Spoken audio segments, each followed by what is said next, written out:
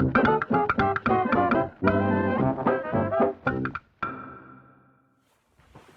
boys, what is going on? Today we're doing another YouTube video, and today I'm going to be doing it on, yes, I know I've been doing lots of top 10s recently, but I am going to branch out, do other stuff hopefully in the future. Hopefully guys, I'm going to be doing some other stuff. Anyway, today I'm going to be doing my top 10 albums of the 2010s decade, and yes, I'm kickstarting a new series, which I don't know how regularly I'm going to be doing this series. I'll make a playlist of this series.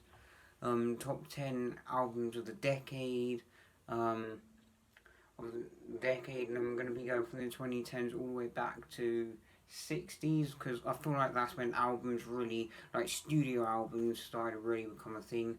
I'm only doing studio albums here, and yeah, I'm only doing studio albums, and 2010s, for me, most of it is like informed by, most of it is based on music I like from previous decades, so there's not a lot of like, there are a couple of newer artists, but they're like artists that have like a really similar style to like artists from previous decades basically, so like, no, there's no like artist that like fits in with the 2010s or anything in this list, because I think lots of the newer like styles that have come out in the 2010s usually suck.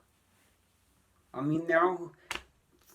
Now, I don't think there's been really a genre invented in the 2010s there's been like really, really good. All there there's been a couple of dubstep subgenres and stuff actually, and there's been a few like EDM trap. EDM, in terms of some of the EDM stuff, yeah, there's been actually some pretty good subgenres invented in the EDM world and stuff, but outside of that, there's probably, I can't really think of any sort of major subgenre that I like. I don't think there's really any studio albums from like electronic artists that feature here. Mostly rock and metal and alternative and indie that appear in here. So yeah.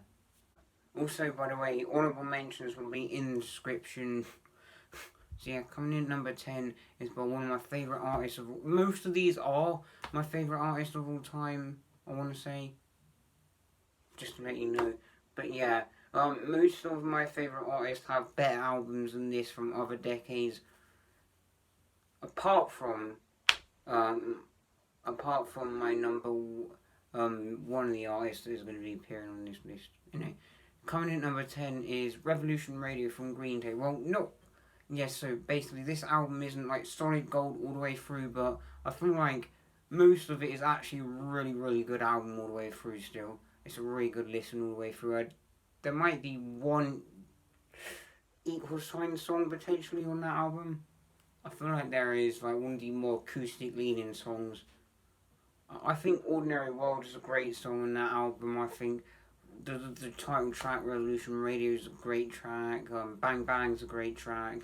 Yeah, there's quite a lot of really golden, like, really, really great songs on this album. But yeah, this isn't probably not the best Green Day album, but it's not a terrible album. It's the best thing they've done this decade, because their newest album is, for the most part, quite rubbish in my opinion. Like, really not that great. But then their newest, but then their stuff from the Uno Dos Tres series has a few songs that are gold and kind of like amazing and stuff. But then most of it's just not really that great. But still good. There's quite a lot of really good stuff on that album.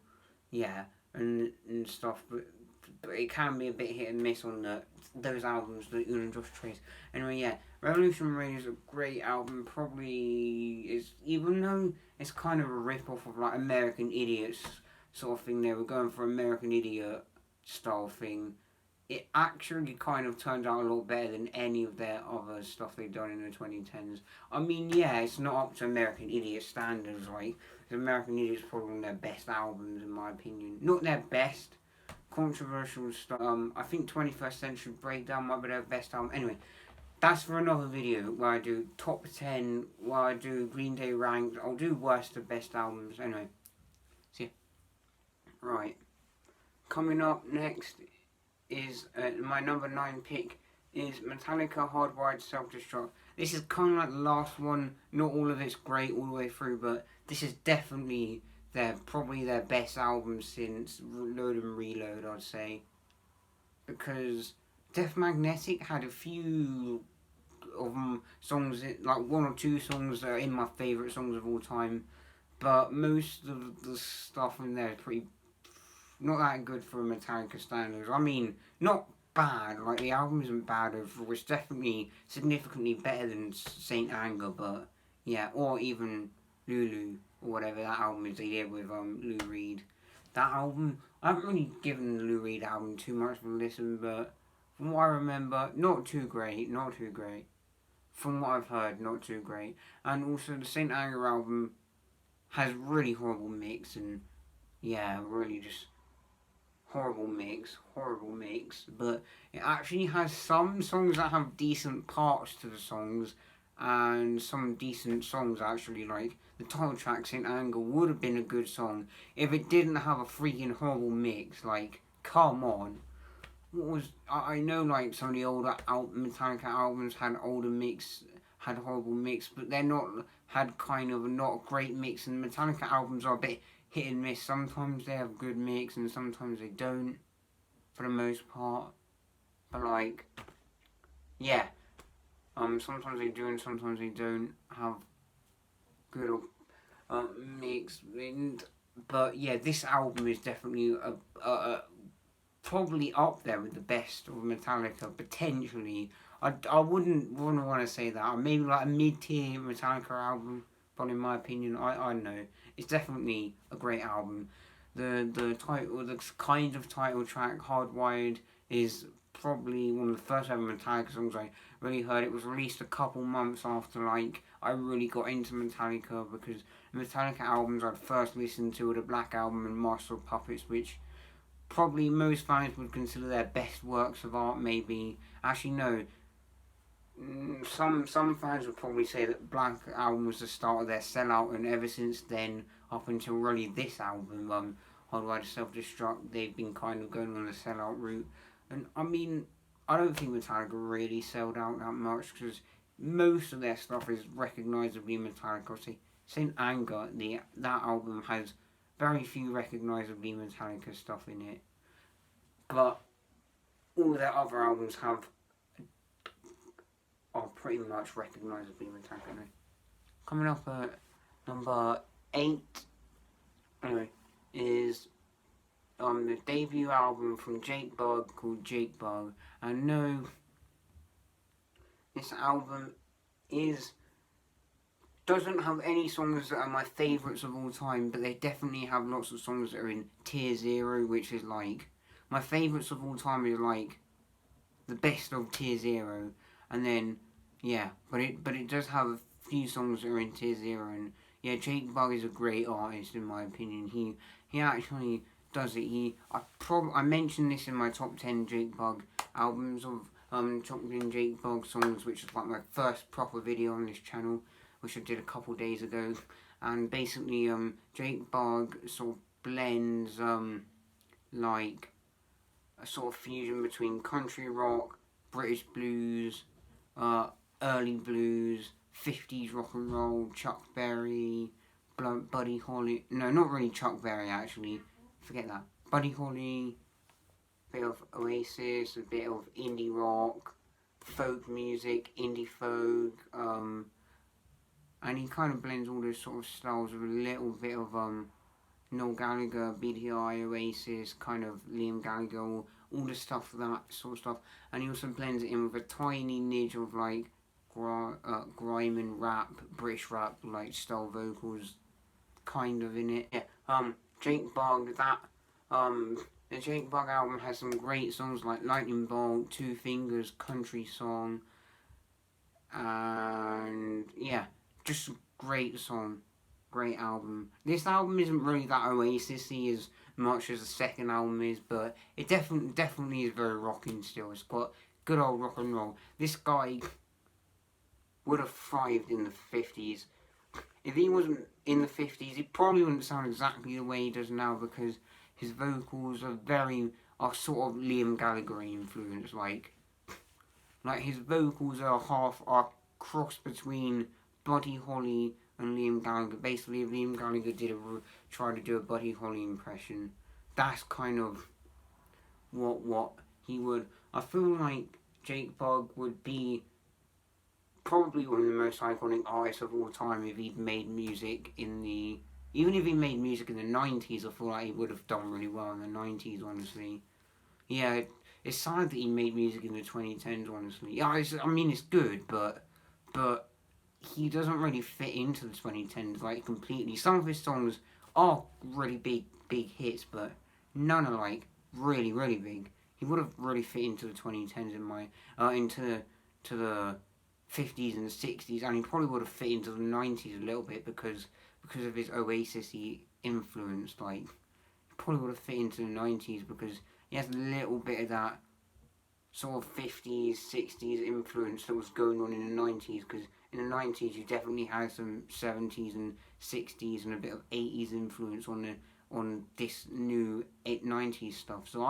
But yeah, he probably would have thrived the best in the 50s and 60s. But yeah, his sound is basically he blended the 90s with the 50s and 60s and a bit of the earlier stuff, like the very early blues. And yeah, anyway, coming up next at number 7 is an album called Why Me Why Not by Liam Gallagher, which this is his best album in my opinion.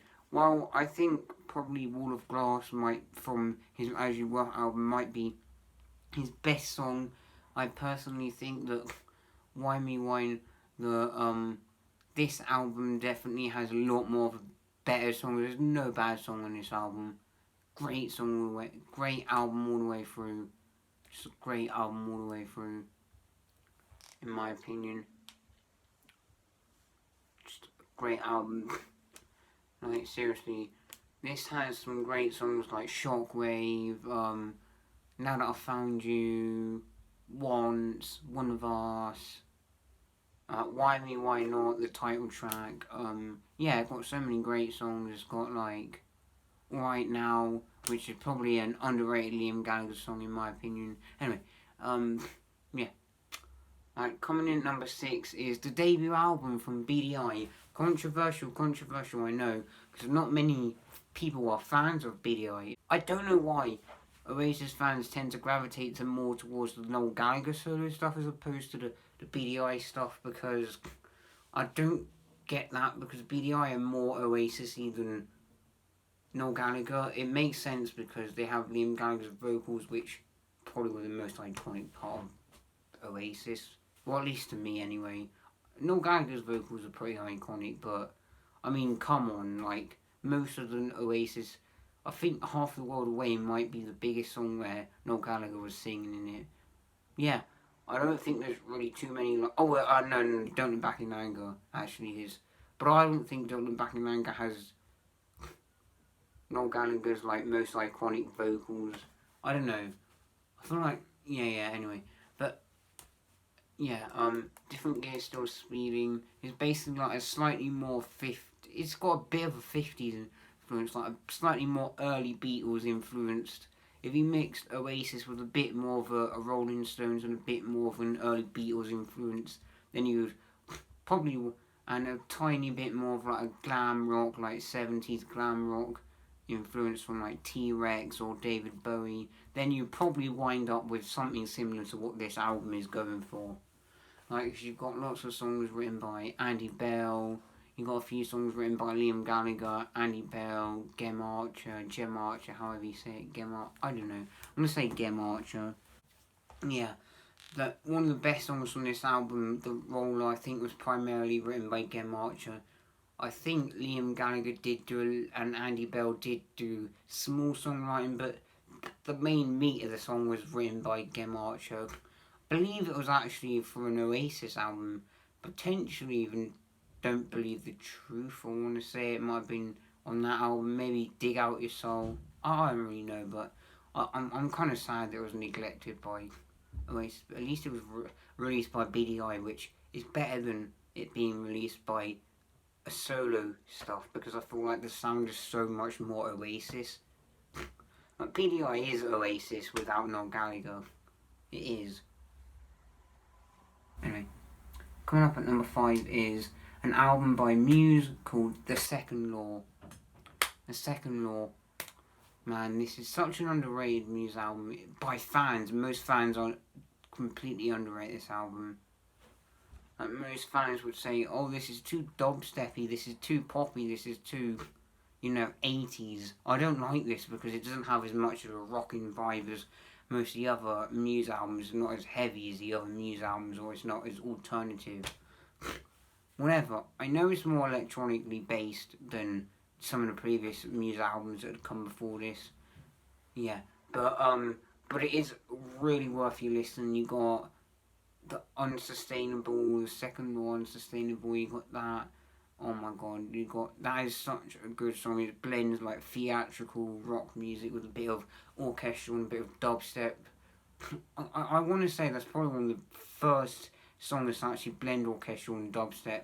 I could be wrong, but that might actually be one of the first like dubstep orchestral fusion songs in the world. At least in terms of popular. I don't think that song was actually too popular. I shouldn't really call it a popular song. Yeah, and you also got Madness, which is probably one of the best songs of that album. You also got Panic Station and Supremacy, or Supremacy, I should say. Supremacy is a great song. That's probably the most rocky kind of song on the album. Panic Station has a bit of a rock vibe, but it's a bit more of an 80s funk vibe, though, as opposed to rock. Yeah. Oh yeah, and also you got Survival, which is probably the most classic Muse song on that album. Right, coming up next at number 4 is a song by one of my favourite artists again. All of these, I would say, yeah, most of these artists are some of my favourites. Maybe not Jake Bugg. I don't know, actually, he might be one of my favourites. But he's probably not in my top 10. I would say BDI and Liam Gallagher might not be in my top 10, but most of these other artists are. Anyway, coming up next is Slaves, Are You Satisfied? Coming in at number 4.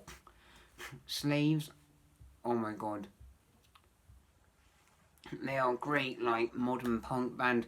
And me not being, like, the biggest fan of punk, there are a few really good stuff from punk and then a few just, like, overrated stuff from punk. But, yeah, this album, is amazing. This is amazing. This is an amazing album. I'm sorry, but it's just amazing. Yeah. The song Feed the Manta Ray, great song. Probably their best song. Probably the best punk song in the world ever. Such a fun song. Such like a really attitude song. Oh man.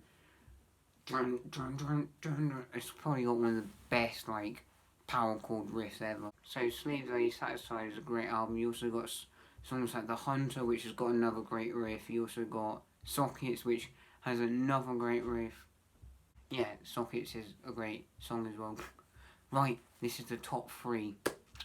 So yeah, top 3. Coming in at number 3 is another album by Muse, which is Muse Drones. Absolutely love this album, man. Absolutely dig this album.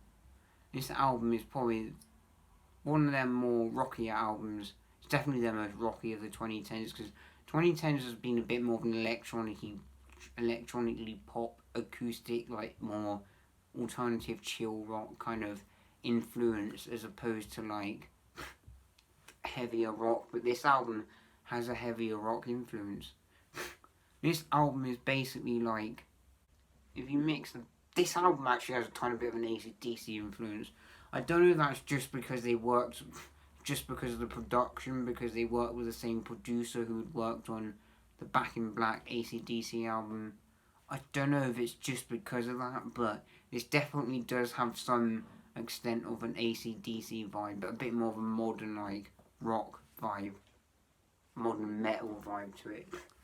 Yeah, I'm not personally a massive fan of AC/DC, but yeah, I still think this album does have a tiny bit of an AC/DC vibe. That might just be because AC/DC are basically the standard of hard rock nowadays, so yeah. So most hard rock nowadays is probably somewhat influenced by AC/DC. Most hard rock. This album has got some great riffs, like drop D riffs, like Muse, on like the song Psycho, and also you got a kind of a rip-off, sort of semi-rip-off of, or semi-influenced song from their Black Holes and Revelations album from 2006, which they ripped off Starlight, or did a song that was in a similar kind of vibey style to kind of Starlight, and when they made Mercy, which has a kind of a similar vibe. Like it has a bass riff that comes in, and then the bass guitar now has like a guitar. Also, Dead Inside is a great song. That kind of reminds me of Panic Station a little bit. It's got a bit of a slightly 80s vibe. Yeah, it's definitely a little bit. It's like basically mostly modern hard rock and heavy metal with a bit of alternative rock and a bit of an AC/DC and 80s influence, I would say. And a bit of an influence from Black Holes and Revelations in terms of the more ballady kind of, sort of more piano melody kind of, kind of songs, like songs that are similar to Mercy, basically. Anyway, oh yeah, and also it's got a slight prog influence on some of their songs as well. Bit of slight Dream Theater influence actually on some of them more. Yeah, it has a tiny bit of a Dream Theater-ish influence. Oh, I wouldn't say completely, but yeah. Anyway, coming up at number 2. This is a controversial one now. It's Greta Van Fleet, Anthem of a Peaceful Army. I'm sorry, but Greta Van Fleet, I know they're a rip-off of Led Zeppelin, and I get they're probably not one of the greatest bands ever because they ripped off Led Zeppelin. I fully get that, but this album isn't 100% a rip-off of Led Zeppelin. Their sound is like 90% Led Zeppelin, 10% Eric Clapton.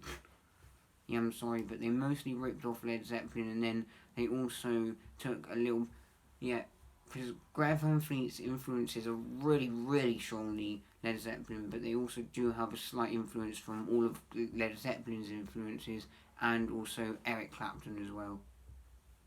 And slight influence from modern pop. And on this album they have a bit more of a range of an influence, but it's still very Led Zeppelin. Like, it's still almost a rip-off of Led Zeppelin. Yeah, you got some great songs on this album. Just give them a chance. I know, like, they're a rip-off of Led Zeppelin, but they actually have written some good songs, and I know they rip off other songs, but it's still good music. This is probably one of the only bands that I can say that rips off other sounds and artists and stuff that does it in a way that's good and great. Most bands, when they do it, it's just terrible, and it's never usually a good idea to rip off other people's sounds and styles and all of that completely, unless it's very generic, obviously. But if it's something that's not very generic and very like atypical, a bit more atypical and a bit more like it's very distinctive to an artist like Led Zeppelin, then it's not normally a good idea. But with Greta Van Fleet, it works as well. I'm sorry, Greta Van Fleet need to exist. Well, if they didn't exist, I'd kind of be happy as well, because who needs another Led Zeppelin? You don't. But anyway, yeah. Right.